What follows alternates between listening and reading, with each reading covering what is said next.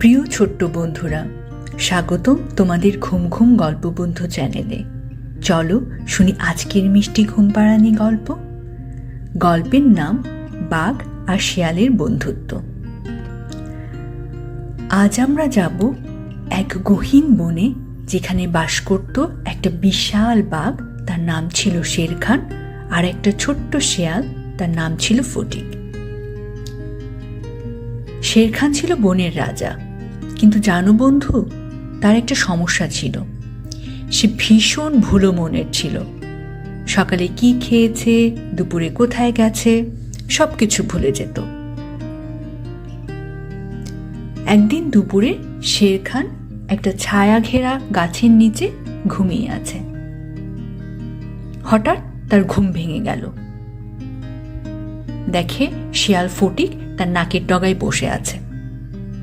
শের খান গর্জে উঠল, এই শিয়াল ছানা, আমার এত কাছে আসার তোর সাহস কি করে হলো? তুই জানিস না আমি কে? ফটিক একটুও ভয় পেল না। সে বুদ্ধি করে বলল, মহারাজ, আপনাকে তো সবাই ভয় পায়, কিন্তু আপনার সমস্যাটা কেউ জানে না। আপনি যে সব ভুলে যান সেটা আমি জানি। শের খান অবাক হয়ে বলল, তুই জানিস? তাহলে তুই কি আমাকে সাহায্য করতে পারিস?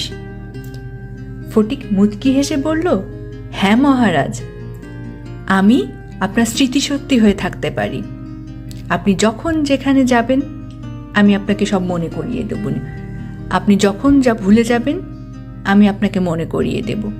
বিনিময়ে আমি আর আপনি বন্ধু হব। শের খান তো এটা শুনে রাজিই হতে পারল না। সে বলল, যা যা, এখান থেকে পালা, যদি তোর জানের মায়া থাকে। একদিন শের খান শিকার করতে গিয়ে পথ ভুল করে ফেলল। গভীর জঙ্গলে সে তার গুহার পথ খুঁজে পাচ্ছে না। অন্ধকার ঘনিয়ে আসছে, তার চারদিকে ক্ষুধার্ত হায়েনাদের ডাক শোনা যাচ্ছে। শের খান ভয় পেয়ে গেল, কারণ সে রাস্তা ভুলে গেছে। ঠিক তখনই ফটিক দৌড়ে এলো। সে দ্রুত শের খানকে বলল, মহারাজ, সোজা যান, তারপর ডাইনে মোড় নেন, তারপর ওই যে মরা গাছটা দেখতে পাচ্ছেন, ওটাই পাশে আপনার গুহা। ফটিকের কথা শুনে শের খান তার গুহায় ফিরে এলো। সেই দিন থেকে শের খান আর ফটিক হয়ে গেল সবচেয়ে ভালো বন্ধু। বাঘ যখন যা ভুলে যেত ফটিক তাকে মনে করিয়ে দিত, আর শের খানও ফটিককে সব বিপদ থেকে বাঁচাতো। বনের সবাই অবাক হয়ে দেখল, এত বিশাল বাঘ আর এত ছোট্ট শিয়াল, কি দারুণ বন্ধু। আজকের গল্প তাহলে এখানেই শেষ। এখন চোখ বন্ধ করো, সুন্দর স্বপ্ন দেখো। শুভরাত্রি ছোট্ট বন্ধুরা।